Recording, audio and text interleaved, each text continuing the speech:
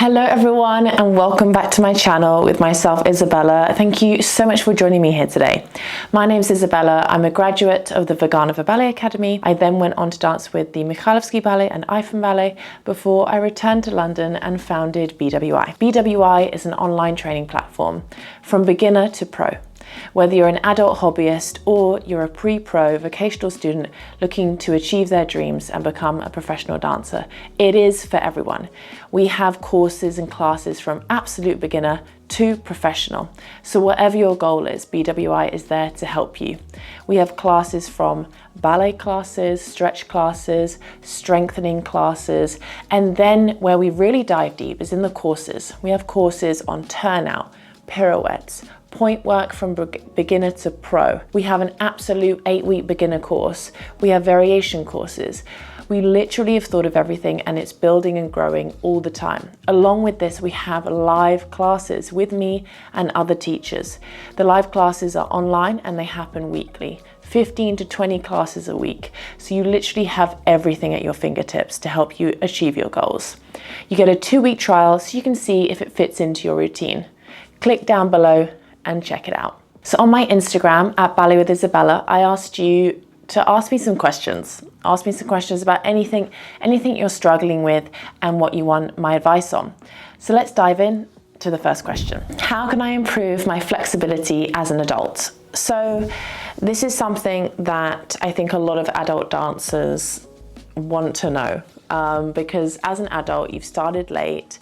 We unfortunately don't have those really soft, supple joints and muscles anymore. You know, when you're younger, it's much easier. Even when I really seriously started stretching when I was 15, 16, it was already late. Like it was already late to the party. My mum and other teachers I hadn't talked about the importance of stretching and how key that is for success in ballet. In terms of when you're in an elite ballet school, it's definitely easier if you're more flexible because lifting the legs high and doing these strenuous things, especially at Vaganova, you know, the high extensions is very much a part of the technique. That's easier if you're more mobile. So stretching, I think as an adult, we need to be careful because we don't want to go too crazy and actually hurt ourselves, especially because if you never did ballet when you were young, you can actually hurt yourself, which we don't want. So the key with anything is consistency. And so a combination of dynamic stretching along with more relaxed stretching is a really safe bet. And listening to your body with stretching, never pushing beyond where your limit is, because slowly over time you'll get more flexible. And stretching, much like when we're really training and working out, is a workout. So you need to also understand that what you're doing is strenuous on the body, even though it might feel like we're not doing anything particular. It is definitely strenuous. So you need to really take your time with it and build up. Don't go from 0 to 100. So with whatever it is you want to particularly achieve, whether it's about your hips or whether it's about your hamstrings or maybe your back, start with a lot of mobility work. Start with a lot of usage of the body that's very dynamic and that's very functional and that uses a lot of movement so that you're not shocking the body with too much static stretching initially. So I like to do, if for example the spine, 15 minutes of spine mobility so that your body gets used to a lot of more mobile movement, you know, and dynamic stretching. Then for example, if your hamstrings are feeling tight, doing a lot of dynamic stretchings there, such as you're holding some dumbbells, we lean forwards and we stretch up. For these kinds of things, you can definitely try the spine mobility class and the dynamic stretches class for long hamstrings. All those are really excellent for building more flexibility. But the number one thing would be consistency. And it doesn't have to be long. It doesn't have to be like an hour every day. Initially, when you're starting out, it goes back to the old thing, start slow. So start with 10 to 15 minutes a day, and then slowly but surely you'll build up and get better and better. And then it'll feel strange if you don't stretch, and then you'll really crave stretching. Here's a good one. What age is best for going to full-time finishing school? To be honest, I would say the earlier the better. Obviously, if you are 11 and your favorite school and your dream school is in another country, potentially 11 is quite young to separate from your family, especially if they can't come with you. But for example, if I'm in England and the Royal Ballet School is there and I want to go to that school, then 11 is good. You know, you're in the same country as your parents. You don't want to go too late. Now, the Vaganova would often take, especially, you know, when I was there, whoever they took meant something different. So if you were taken when you were 18 and you were just going into the very final year, there's a chance that they're not fully invested in you in terms of they're not going to be training you really, because it's just 1 year. You'll get advice, you'll get tips, you'll learn some things, and you'll get a diploma. But what you won't get is that real investment from the teachers, and you won't learn as much as you could if you went earlier. You want to try to go as early as you can. A good age to go is, for example, as in live abroad, is around 15, 16, because then you have a good 3 to 4 years where you're studying abroad, learning a lot, and really developing those final skills. The years prior are super important as well. So if you're in a country and there is this, you know, a good school, but even if it's reputable, you're worried you won't get the amount of attention you need, or you just don't get good vibes, or you just physically just don't want to go there, and you have a fantastic coach, then for those primitive years, just stick with your coach. It is really important to go to a school and an establishment. However, for the not only the ballet classes, but the other skills you're going to need to become pro, such as parada, really doing corps de ballet work, repertoire, character dancing, even historical dance, and acting, and all of the other things that you wouldn't get solely when you work with a private coach. So whilst you may want to stick with your coach or your situation at the moment, come 14, it's probably time to look around and do summer schools that are associated with the schools you want to go to, and then bite the bullet and have a go. When I went to Russia when I was 15, just about to go on 16, that was scary. Super scary. You know, the idea of living away from my family was kind of terrifying. There comes a point when you just think, you know what, if I hate it, if I really don't enjoy it, I'm just going to go back. Don't worry too much, bite the bullet and go, because nothing's permanent. If you hate it, just leave and go home. It's fine. Then we start something else and we find a new chapter. All right, here's another question, and it's something that I talk a lot about on the podcast. So if you don't listen to the podcast, have a listen. It's the #1 ballet podcast that people listen to and follow. How do I know if I'm doing enough? Should I feel exhausted by Saturday? Firstly, you know, big hugs. This is the question again. Should I feel exhausted by Saturday? So by the weekend. It's not like we're trying to feel exhausted. It's not like that's the goal. The goal is to feel exhausted, to know I'm doing enough. Because actually, if I'm exhausted, what I would deem from that is I didn't fuel myself enough. I didn't recover enough. Because you want to feel like you could keep going. Like I would actually feel pretty good on a Saturday. Not like, oh God, I'm so tired. I would never feel that physically tired because my recovery game was so good. And that's what I wanted. I never wanted to feel like I couldn't cope with what the demands were of me. How I felt was more mentally exhausted, like, oh, this has been a tough week. I could do with a day off to switch off. And so I don't want you guys to worry about if you're doing enough. All we can do is try our best, do what we can within the situations we're in. So if you have a long day and you have a lot of academics to do and you go to normal school, say, and you only have those few hours at the end of the day to train, then just be very strategic with those few hours. What are the things you want to work on? Do it in little pockets of time. All right, I'm going to condition for 30 minutes. I'm going to condition my core and my back because I want to get my back stronger. Then I'm going to do my ballet class, or you know, you're practicing if you're on your own for the next hour and a half. And then for half an hour, I'm going to stretch. Whatever the time you have, just be very strategic with it. And then what we need to do is have faith and trust that what we're doing is enough. And there'll always be someone out there getting up at 4 a.m. and doing their stretching. Doesn't mean we have to do that though. We just make the most of what we can. For example, when I was at Vaganova, there was a girl who actually got up at 5. She didn't have class until 1. She got up at 5 a.m. and was doing her stretching in the hallway.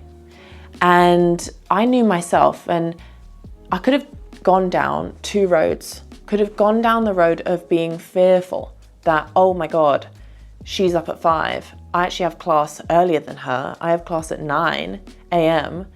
and I'm not doing this much in the morning. She's warming up for like 6 hours. But instead, I didn't go down that road because I knew myself, and I was like, no, I need my sleep. Like, I need to actually get a good night's sleep.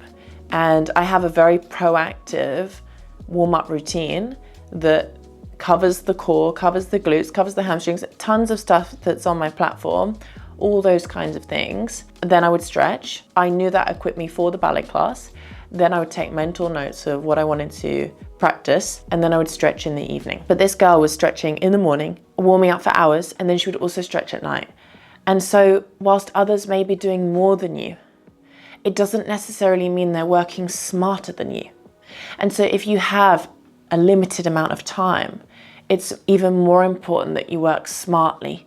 You know, there's that phrase, work smarter, not harder. What I would say is commit to your routine. Don't worry about anything that's future-based. Worries are often future-based. They're what could happen or what may happen. For example, you worrying that you're not doing enough is worry that you won't make it. And that's future-based. Instead, focus on what you are doing and say to yourself, this is going to make me better. This is going to help me make it. And so what you'll do there is feed your subconscious that what you're doing is enough. What you're doing is having value on your life.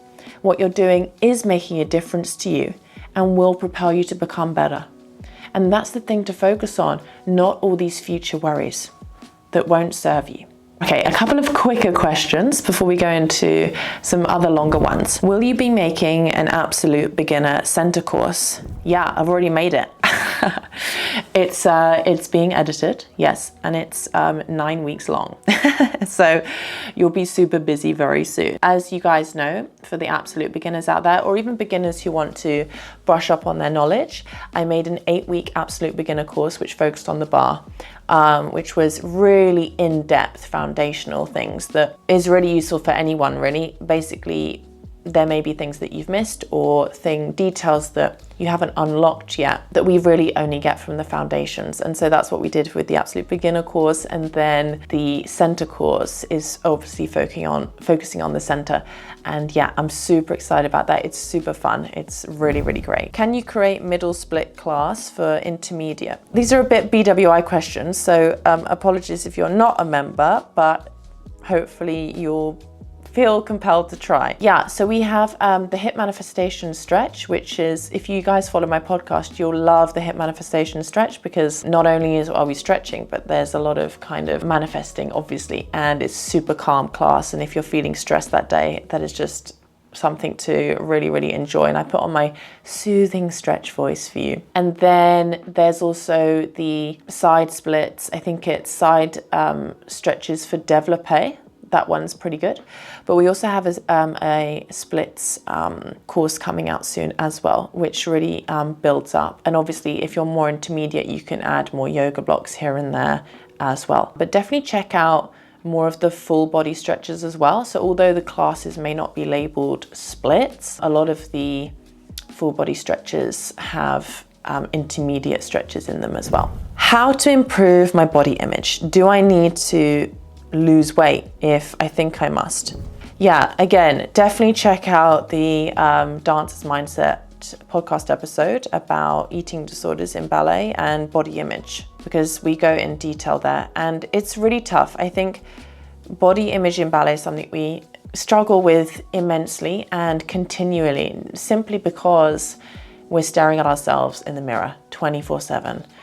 Picking ourselves apart on a critical level. And it's very easy to blur the lines between correcting yourself physically and correcting yourself literally anatomically for the ballet, or just picking yourself apart and having that negative talk about how you look, you know. Well, actually, one piece of amazing advice that Ekaterina Kondorova said to my mum, actually, because my mum was asking her at the time, because we're the same height, and I did worry a lot about my weight when I was younger, because simply because I'm very tall, and naturally when you're very tall you weigh heavier anyway.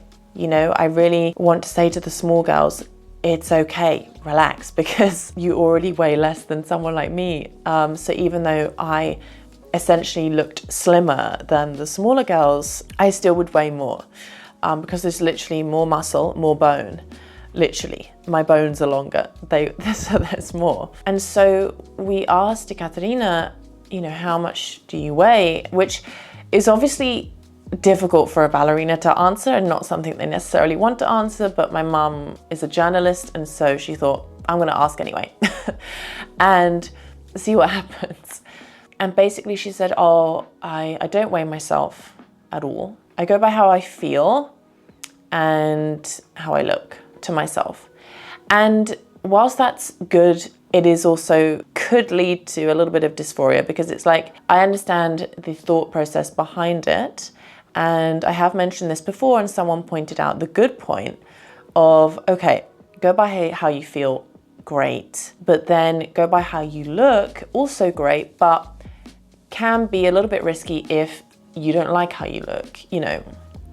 Or you may think, oh, I'm thin, but actually you don't feel so thin, you know. I think level-headedness is something that's really important here, and looking at it very pragmatically. When we look at how we feel, I think it needs to go beyond that. It needs to be like, how do I feel, not just within my body, but how do I feel energy-wise? Like, do I have tons of energy to do this variation? Do I have the stamina to do it? Because the more energy you have, the better you're going to feel and the better you're going to perform. And so I think that needs to be the focus around anything else. And yes, as ballet dancers, we have to be slim.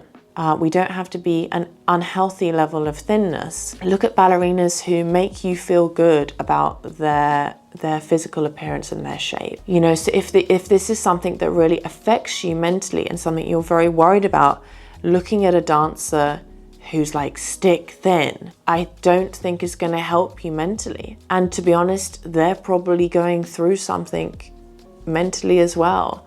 You know, to be super duper slim, like to that degree, yes, can be genetic, but also there could be a problem. And I wouldn't necessarily look up to those if that's something you massively struggle with mentally, because it's only going to affect you more. And it's good to talk about it, you know, get a mentor and talk to your coach. And if you have a good, honest relationship with your coach that's kind of non-judgmental, you can say, like, you know, I'm struggling with this. I need to be honest with you and talk about this because I'm feeling like I'm suffering from a bit of dysphoria here. Like, I don't know if I look okay, and I just want to know, like, whether there's anything I need to do. Only say this to someone who's a very nice, kind, pragmatic coach to you, who can actually give you advice. And you don't want to say this to anyone who's just going to beat you down, you know. And then you can work together on things. Ultimately, we want to go by how we feel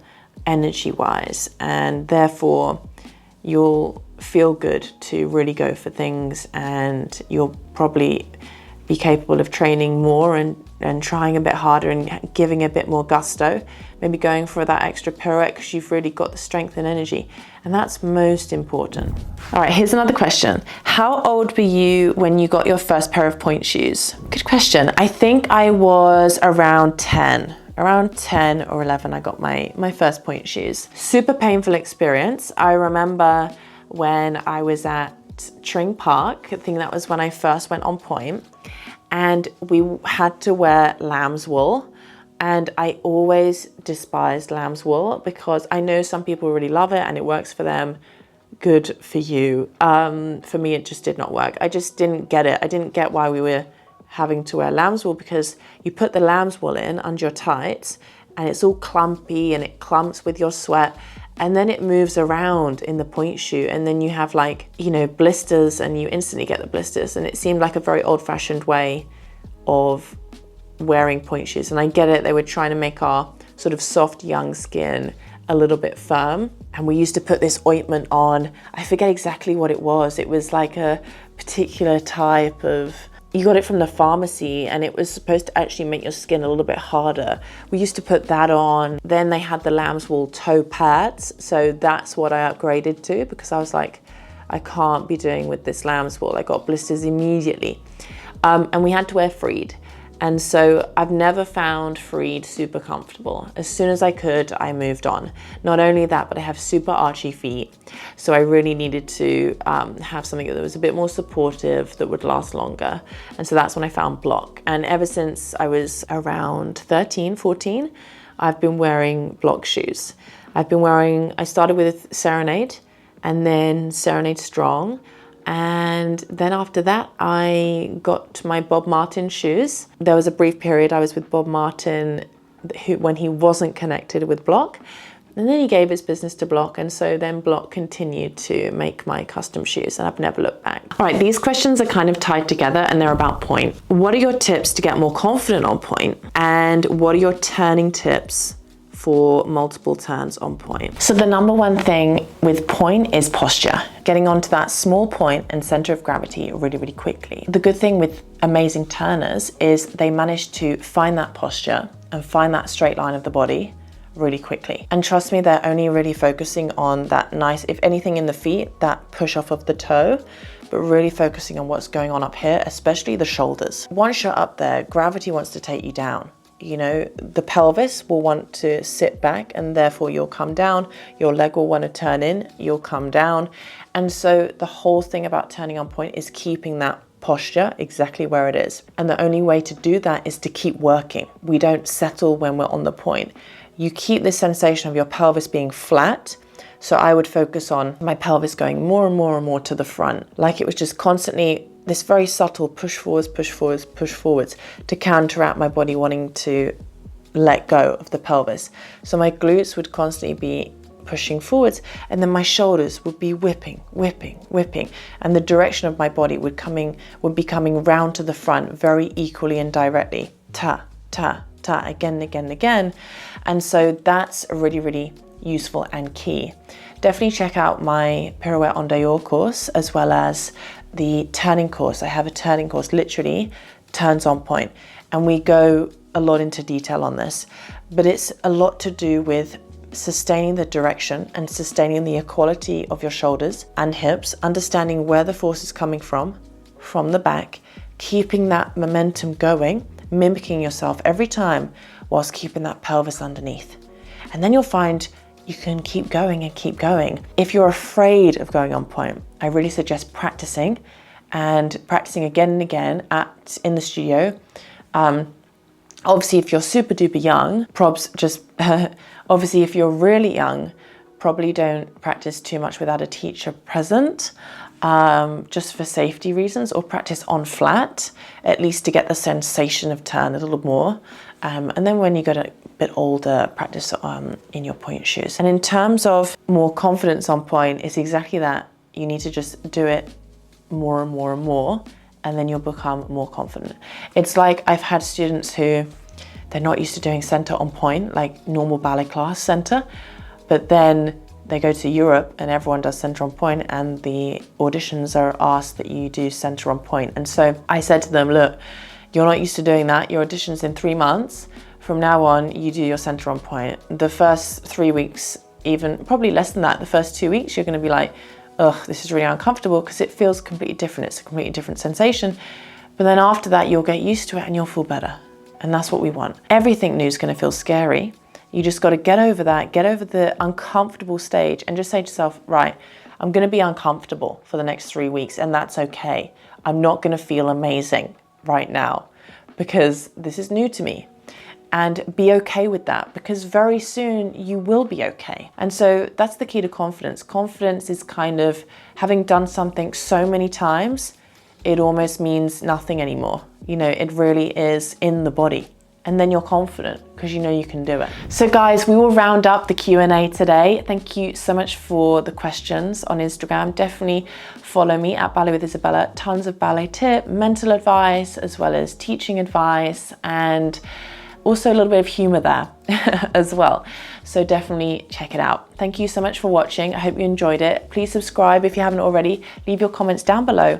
I'm here to help you mentally, physically, and succeed in your life, be it in dance or just have an impact on your life in some way. It's my mission to help many of you out there. So thank you so much for watching, and I'll speak to you very soon. Bye for now.